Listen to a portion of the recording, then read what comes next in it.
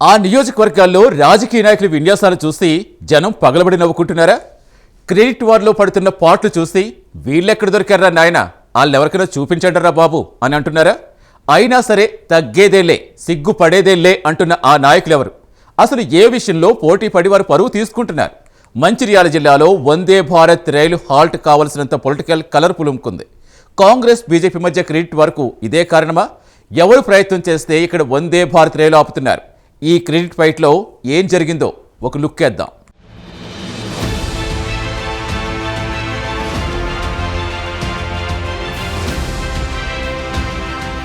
Congress MP గడ్డం వంశీకృష్ణ రాష్ట్ర మంత్రి వివేక్ సభ వేదిక మీదే గొప్పలు చెప్పుకునే ప్రయత్నం చేశారు. ప్రతిగా అదే వేదిక సమీపంలో కేంద్ర మంత్రి ఉల్టా పంచిచ్చారు. హైదరాబాద్ నాగ్పూర్ మధ్య ఏడాదిగా నడుస్తోంది వందే భారత్ రైలు. అయితే మంచిర్యాలలో హాల్టింగ్ లేకపోవడంతో దానికోసం రాజకీయ నాయకులు గట్టి ప్రయత్నాలే చేశారు. పలుమార్లు రైల్వే అధికారులు కేంద్ర మంత్రులను కలిసి వినతులు ఇచ్చారు. ఈ పరిస్థితుల్లో ఆక్యుపెన్సీని పరిగణలోకి తీసుకున్న రైల్వే శాఖ మంచిర్యాలలో వందే భారత్ ఎక్స్ప్రెస్ కు స్టాప్ ఇచ్చింది. ఆ ప్రకటన వెలువడ్డ వెంటనే క్రెడిట్ వార్ మొదలైపోయింది. కాంగ్రెస్ ఎంపీ గడ్డం వంశీకృష్ణ ఆయన అనుచరులు సోషల్ మీడియా వేదికగా పెద్ద ఎత్తున ప్రచారం మొదలుపెట్టారు. మన వల్లే రైలు ఆగుతోందంటూ వాట్సాప్ గ్రూపుల్లో హోరెత్తిస్తున్నారు. అదే సమయంలో బీజేపీ నేతలు సైతం కేంద్రంలో ఉన్నది ఏ ప్రభుత్వమో గుర్తుంచుకోవాలని, తమ కృషి వల్లే హాల్టింగ్ వచ్చిందంటూ తమ ప్రచారం తాము చేసుకుంటున్నారు. దీంతో రెండు పార్టీల మధ్య సోషల్ మీడియాలో యుద్ధం ఓ రేంజ్లో జరుగుతోంది.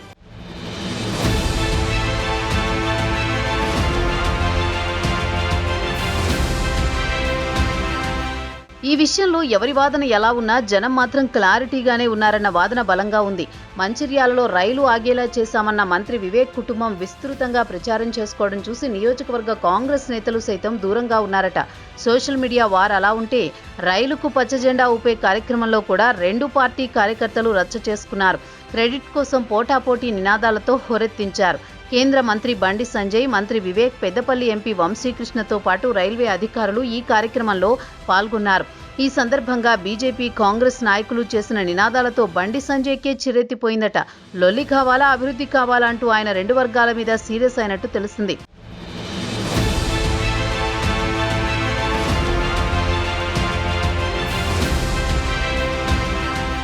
అయినా సరే ఇవేమీ పట్టించుకోకుండా వేదిక మీద ఉన్న కాంగ్రెస్ నేతలు రాజకీయ లబ్ధి పొందే ప్రయత్నం చేసినట్టు చెప్పుకుంటున్నారు.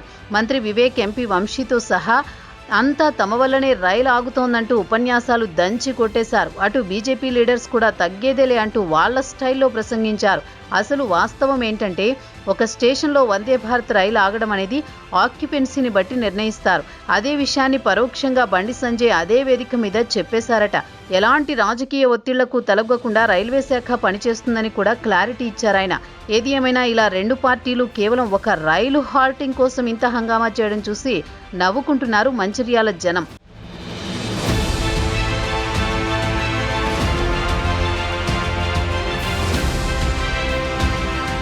ఇక నియోజకవర్గ పరిస్థితి ఇలా ఉంటే సిర్పూర్ నియోజకవర్గంలో కాగజ్ నగర్లో వందే భారత్ ట్రైన్ హాల్టింగ్ విషయంలో కానీ, మరికొన్ని రైళ్లలో హాల్టింగ్ విషయంలో ఇక్కడ ప్రజల్లో మరో భిన్న అభిప్రాయం ఏర్పడింది.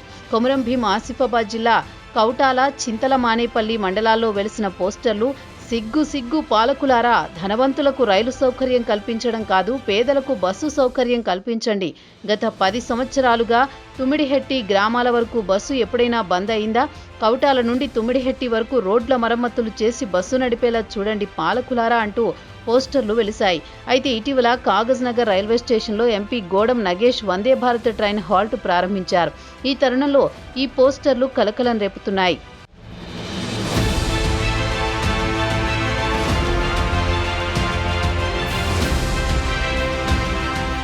ఏది ఏమైనా గానీ ప్రజల సౌకర్యాల కోసం రవాణా సౌకర్యాలు మెరుగుపడాలి, అభివృద్ధి విషయంలో ముందుండాలి. ముఖ్యంగా పల్లెల్లో రహదారులను మెరుగుపరిచి రవాణా సౌకర్యాలు కల్పించాలని ప్రజలు కోరుతున్నారు.